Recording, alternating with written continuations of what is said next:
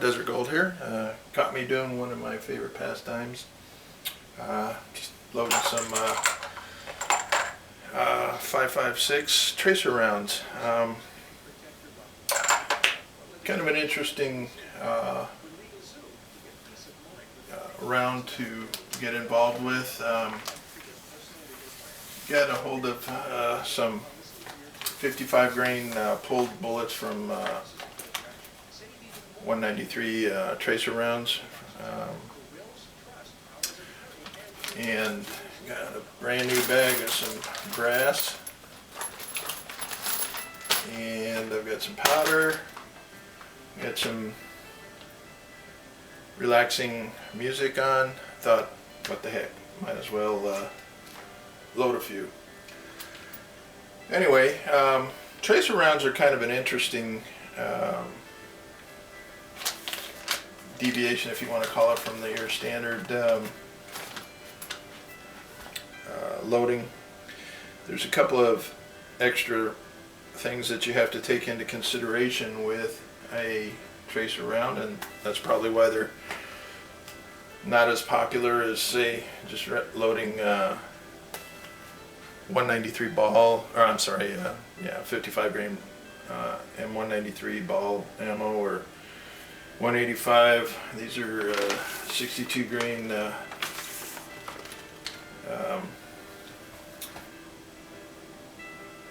M855 light armor piercing rounds that have the steel core in them.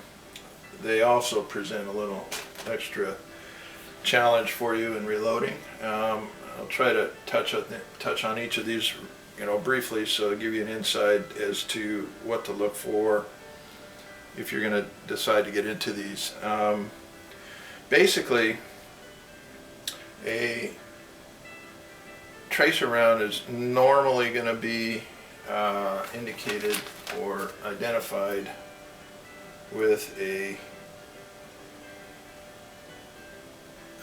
these are, a lot of the paint has come off of these, but there's always going to be an orange or red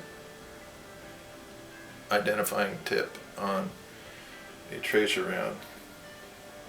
Now, military ammo, as these are pulled from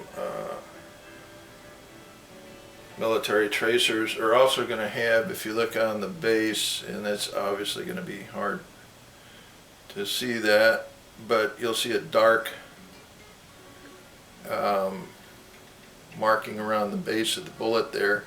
That is the tar compound that they use to waterproof the loaded shell. Military mil spec is going to require that rounds also be waterproof, or as close as they can get. Third thing to notice on a tracer round is the base of the bullet. I don't know if the light's picking that up, but you'll see it's a white color. That is the cap that's covering the tracer compound that ignites when you fire the round. So what do you need to look for when you are loading a tracer round? When I first started looking at this, I thought I was going to just run out, buy a bunch of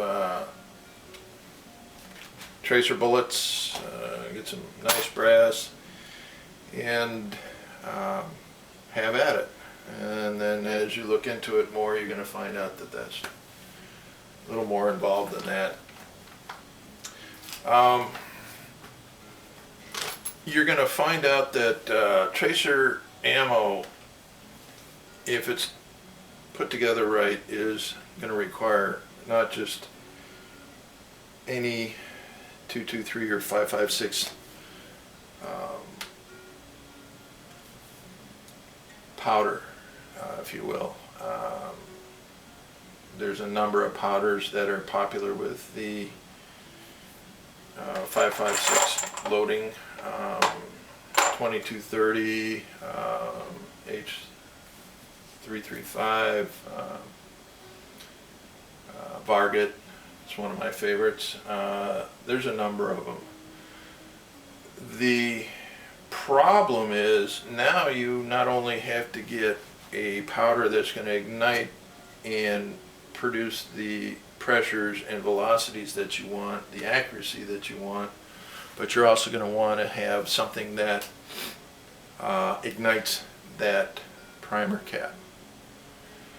And if you want to take the standard approach, the best way to go would be to purchase some of the ammo that comes out, or I'm sorry, some of the powder that comes out of the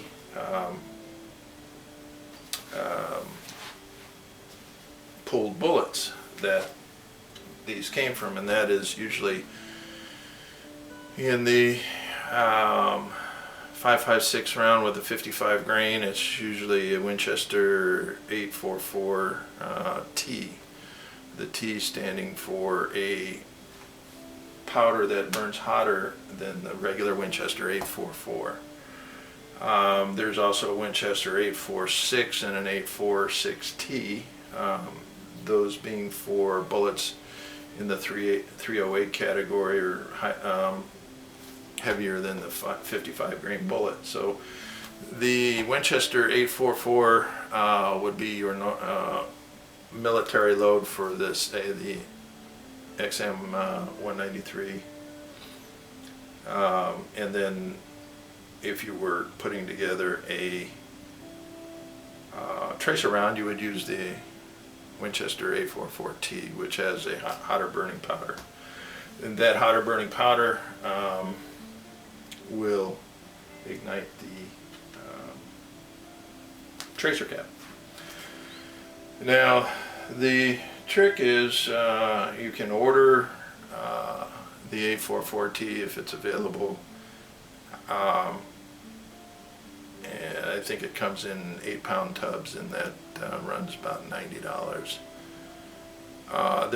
The Hodgkin, the Hodgkins 833 is similar to the Winchester powder, and this supposedly burns, I'm sorry, it's the Hodgkins 335. There's too many numbers to remember.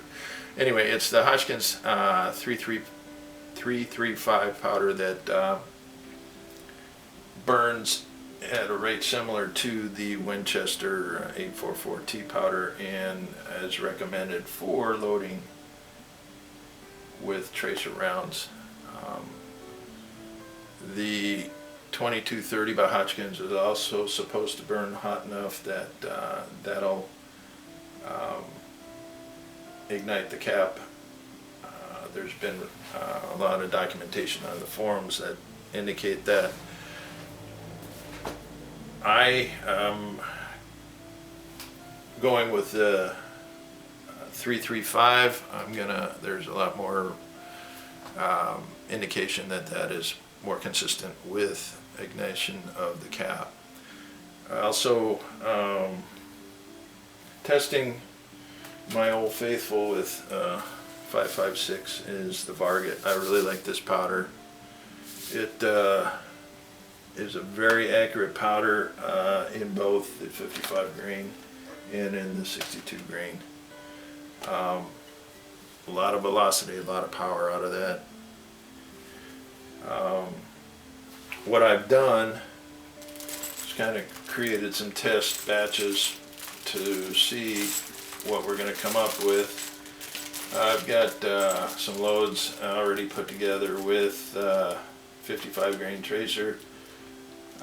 This is the 335 Hodgkin. I've got just as a non-tracer, I've got some test loads with the 62 grains with 335, also with the Varget, just to get some bearing on velocities and compare ultimate performance. And hopefully, if I can get a ignition out of Varget, then I can limit my inventory to one powder for all of my 223 rounds for 5.56. Just touching briefly on what would be something to look at with your bullets here. What to look for with your 62 grain AP, they call it AP, but they're a penetrator. They're the steel core on the 885 or penetrator round is a mild steel, so it would be more of a light armor piercing. The 62 grain bullet, as you can see, stands just a little bit taller. Well, you probably can't see from that angle, I'm sorry. And this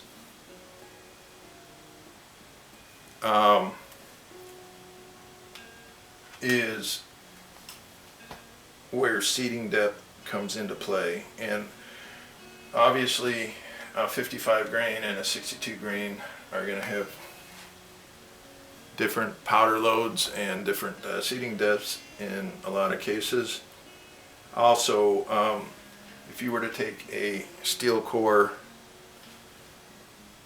62 grain and put it up, say, to a Nosler or a Hornady 62 grain lead core, you're going to see a different